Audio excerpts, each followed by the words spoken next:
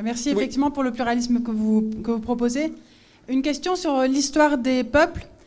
Est-ce que vous pourriez nous éclairer, pour nous inspirer aussi, parmi les peuples qui ont dans l'histoire subi des totalitarismes, quels sont ceux qui ont réussi, soit par l'action d'individus ou soit par l'action de collectifs, à récupérer de manière pacifique leur liberté d'expression? Aucun. Il n'y en a pas. Non, je sais pas. Aucun, je crois. Il n'y en a pas. Je crois que c'est un... ça dépend, en fait, parce que c'est jamais l'un. C'est le mythe de la révolution pacifiste. Est-ce que c'est Gandhi qui obtient l'indépendance de son pays, ou est-ce que c'est parce qu'il y a des soldats britanniques qui se font péter et exploser par des terroristes tous les jours? Est-ce que la fin de la... à qui est due la fin de la ségrégation raciale aux États-Unis? C'est parce que vous avez un grand pacifiste qui parle derrière un micro, c'est parce qu'à un moment, il y a 3 flics qui meurent en 10 minutes et que tu as une ville sous scellée. Toutes les révolutions et les changements pacifiques, quel est le rôle des hippies et de Woodstock? J'apprécie beaucoup culturellement l'expression, mais quel a été leur rôle sur la fin de la guerre au Vietnam? C'est parce que il y en a marre, en fait, mais c'est pas ça qui change le truc. Donc il y a toujours les deux. Il y a la nécessité d'avoir une figure pacifique, parce qu'il faut écrire un roman de la Révolution, parce que si on regarde même la nôtre, si on prend que à froid, c'est dur à aimer. Mais je ne vois pas de peuple. Alors précisément la liberté d'expression, je ne saurais pas répondre, mais à l'échelle globale d'une reprise de souveraineté ou d'une reprise de pouvoir, je ne crois pas qu'il y ait d'exemples de peuples qui aient réussi dans des proportions, on va dire, importantes, à reprendre réellement une partie de ces libertés sans recourir à la violence. Philippe, vous voulez ajouter quelque chose? Oui, j'ai une petite...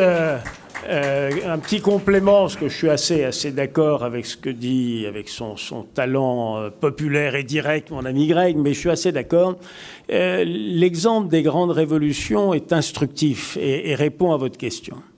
En fait, les grandes révolutions, pensons à la Révolution française, qui est celle que nous maîtrisons le mieux, puis qui nous appartient quelque part un peu plus que d'autres, sont toujours une conjonction d'une fraction du monde d'avant, des élites d'avant, de l'oligarchie d'avant, avec un appui populaire majoritaire ou significatif, et cette conjonction se passe par un nouveau régime, c'est-à-dire de l'intelligence et du partage, mais aussi par une certaine violence populaire à laquelle, évidemment, on ne saurait échapper. Et aujourd'hui, si je regarde, j'ai entendu tout à l'heure une moquerie sur Elon Musk. Oui, on peut se moquer du personnage. Mais honnêtement, il est exactement emblématique de ce que je viens de décrire, car sa rébellion interne à cette micro-oligarchie qui domine le monde est une rébellion où il dit vous avez voulu empêcher Trump de parler, moi je lui redonne la parole. Et ça, c'est un geste de nature révolutionnaire que j'interprète comme tel. Et donc, indépendamment de tout ce qu'on peut penser du personnage, de son environnement, de son fric, très bien. Mais les gestes que cet homme produit sont emblématiques d'un germe possible d'une révolution. C'est tout ce que je veux dire. Il y a un exemple toutefois.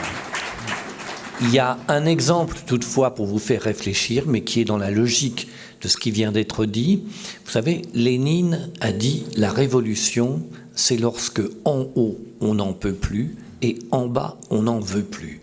Et ça s'est produit en URSS. Gorbatchev avait derrière lui une partie de la nomenclatura qui n'en pouvait plus de ce régime qui était devenu fou. Et la population, une partie significative, elle n'en voulait plus non plus. Alors, à partir du moment où les conditions sont réunies, la violence, elle n'est pas forcément extrême. Le basculement et la fin du communisme en URSS, ça n'est pas dans la violence massive. Il y a de la violence, mais ça n'est pas la violence massive. La question clé, c'est quand en haut, on n'en peut plus, et en bas, on n'en veut plus. Ce sont des conditions qui ne sont pas tout le temps réunies. Alors moi, je voudrais la conjonction. Ce qui est important dans ce que vous dites, c'est la conjonction plurifactorielle au même moment.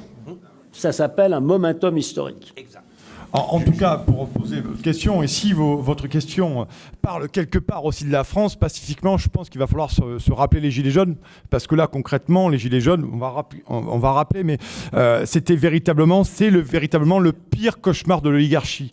Donc on voit bien que cette oligarchie, cette caste actuellement au pouvoir, n'a que faire du peuple, et s'il y a un effondrement, il y a manifestement un effondrement qui pourrit sur pied d'un système, là on le voit, aussi bien dans les médias que dans cette classe politique, dans son ensemble, hein, sur les partis, ce qu'on appelle républicains ou de l'arc républicain.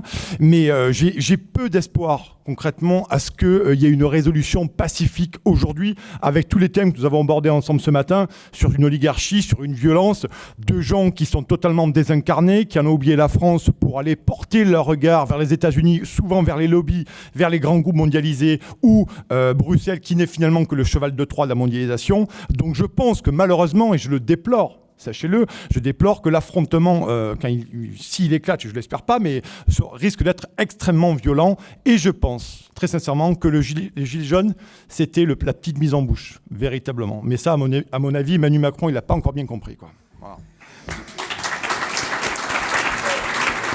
Je voudrais ajouter un peu mon grain de sel. Moi, je suis...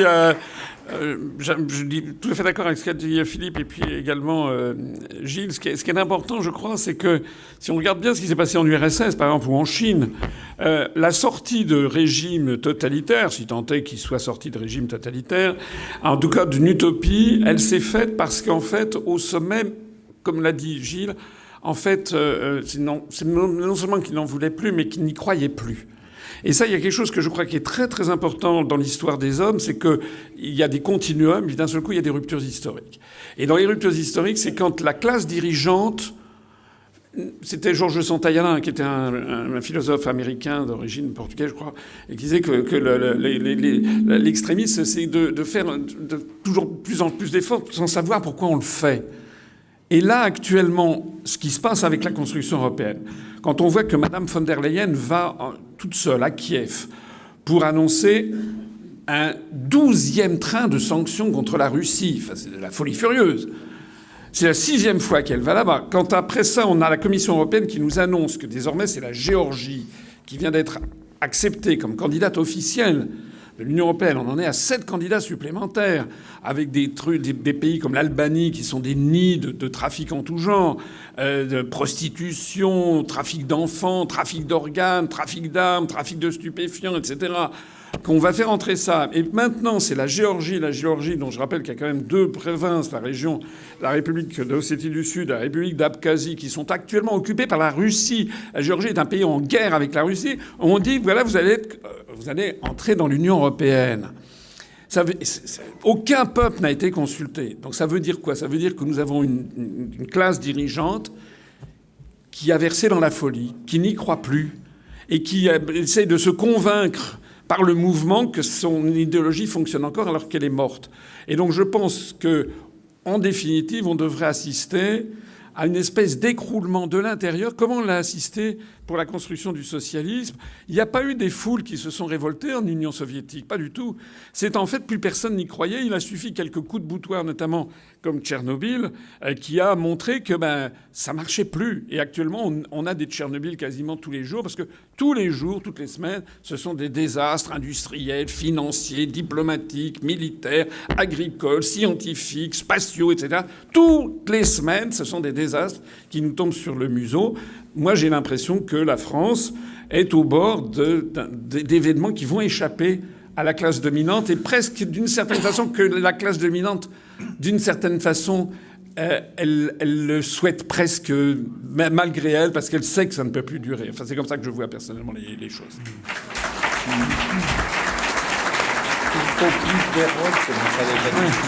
Voilà. Oui, Gilles me souffle que c'est la même chose. Vous savez, du temps du communisme, il fallait plus de socialisme, et là, il faut plus d'Europe. C'est pour ça que ça va être assez compliqué, parce que le premier réflexe du dirigeant quand il voit son système s'écrouler, c'est de dire il faut en faire beaucoup plus.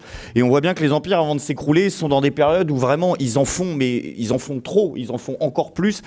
Et ça s'est incarné cet été avec un truc qui a été assez peu médiatisé, mais qui est la loi, le texte derrière ce bras de fer entre Elon Musk et Thierry Breton, Vous savez, l'homme qui a coulé toutes ses boîtes et qui donne des conseils en entreprise à Elon Musk, je trouve ça génial, moi.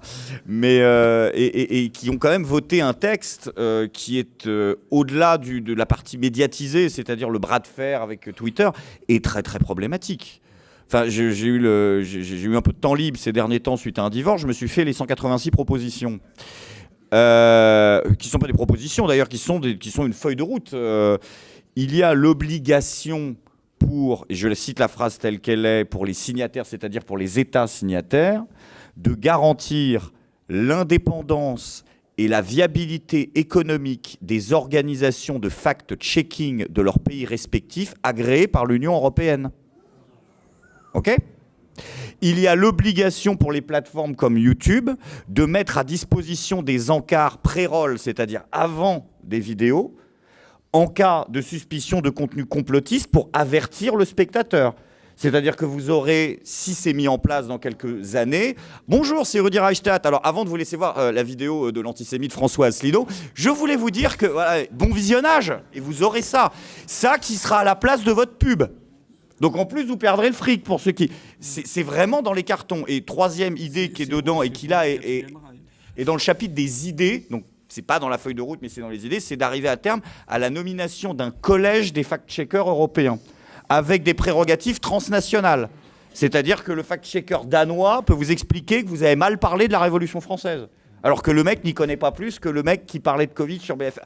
On tourne. Mais on arrive vraiment à une... Et ce texte est encore assez faible, parce qu'il y a le bras de fer pour l'imposer, tout n'est pas défini, et je pense que là, la grosse bataille, on disait ça va s'accélérer, elle est là, la bataille de première ligne, elle est là, et il va vraiment falloir la gagner, parce on voit qu'ils ne savent pas où ils vont. Et bien sûr, sur ces 186 propositions, vous sortez de là, et comme à chaque fois, vous ne savez... Comme quand vous faites ce que j'ai fait, les 26 heures de commission d'enquête du Sénat sur le fonds Marianne, vous êtes incapables, et ils sont eux-mêmes incapables, de donner une définition du complotisme. C'est-à-dire que tout est entre guillemets, les propos problématiques, les discours discriminants, les incitations à l'exclusion, des trucs qui ne veulent rien dire, et vous avez... des guillemets tout le temps. Alors vous imaginez la vidéo YouTube de cette réunion, de cette table ronde, on ne sait pas quelle va être sa destinée. Il faudra que vous en fassiez des copies dès qu'elle sera sortie. Alors, il y a encore une ou deux questions, parce qu'après, il va falloir aller déjeuner.